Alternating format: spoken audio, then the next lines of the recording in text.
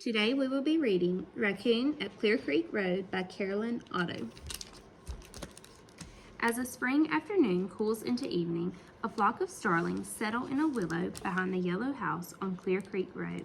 Inside the tree, deep within a hollow, a mother raccoon awakens. Raccoon listens to the starlings above and the rushing creek below. She nuzzles her kits, born 2 days before. Their eyes are closed and ears shut, but their mouths are open wide. Their hungry cries sound like the twittering birds. So her kits are her baby raccoons.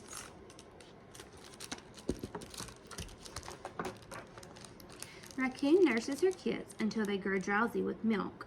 She croons to them. She washes each kit with her tongue. Once they are clean and fed and fast asleep, Raccoon must find her own dinner. She has not eaten since the kits were born. She climbs from the hollow in the tree, head first to the ground.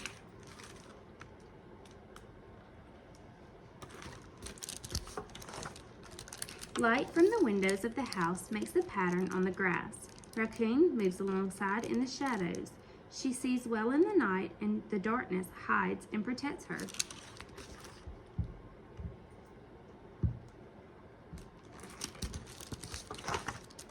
Raccoon sniffs at the vegetable garden on one side of the garage. It is too early for peas to grow and far too early for corn. The garden smells of dirt. There is nothing to eat. At the edge of the driveway, 3 garbage cans smell like supper. Standing to her full height, Raccoon pushes against one. Crash! A light snaps on near the garage. Raccoon runs to hide. Her masked face and ringed tail blend in with the backyard shadows.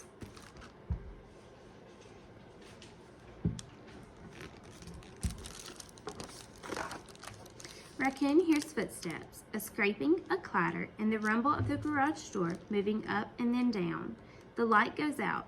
The night is quiet. Raccoon sneaks along the driveway. The garbage cans are gone.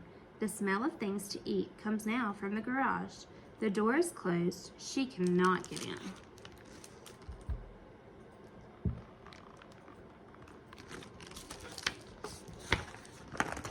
Hungrier still and thirstier too, Raccoon turns back toward the creek.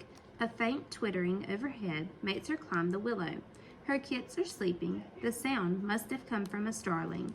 Raccoon climbs down again and this time heads for the water. She stops to drink, then splashes in up to her belly. With her front paws, she explores the shadows.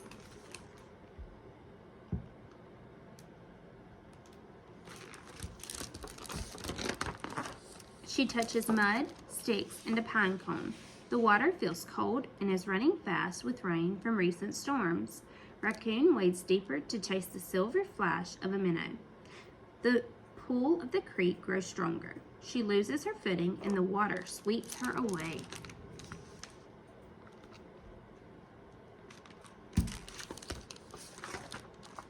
Raccoon tumbles over drowned branches and a rock. She goes under. Water rushes above her head, but she struggles up to the surface. With her nose high, Raccoon paddles to the other side of the creek. She scrambles up the bank.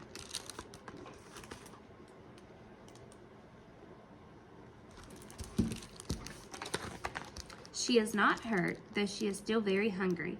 Raccoon shakes the water from her fur and cleans off the mud with her tongue. Raccoon can see her willow tree across the creek. Light from the yellow house shines through its branches and reflects off a bright piece of tinsel near her feet.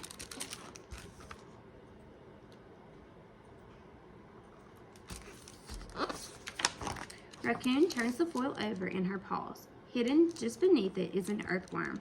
Food! She drops the foil to pounce. Raccoon eats the worm, another worm, and a beetle.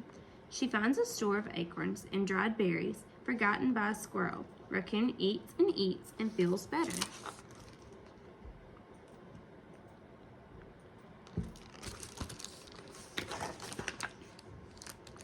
Hoo, hoo, hoo. Raccoon sits up to listen. Hoo, hoo, hoo. A dark shape sweeps over the water toward the willow. Her kits could be in danger. Raccoon paces along the bank, looking for a crossing. From a jutting boulder, she leaps to the slick back of a log. She slips and catches herself. Teetering, sliding, she claws her way to the other side of the creek.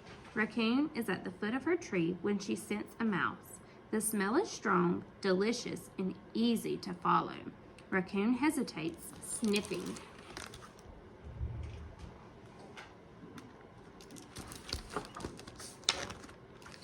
Hoo, hoo, hoo, the owl wheels overhead. Raccoon clambers up the tree. She must protect her kids. With a rush of nearly silent wings, the owl dives toward the hollow. Raccoon hisses. She is ready to fight. But the owl plummets past her, then plucks up the mouse and is gone.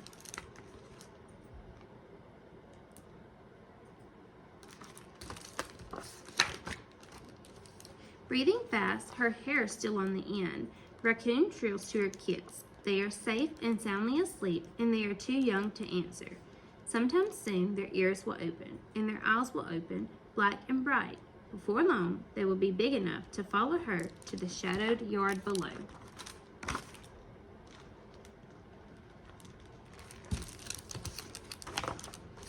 Then the kits will prowl with her around the yellow house on Clear Creek Road. There will be sugar peas in the garden and the sweet corn later on. The creek will grow lazy and slow with the heat of summer, and Raccoon will teach her kits to swim and to fish for silver minnows. Raccoon snuggles down with her kits, and they begin to twitter.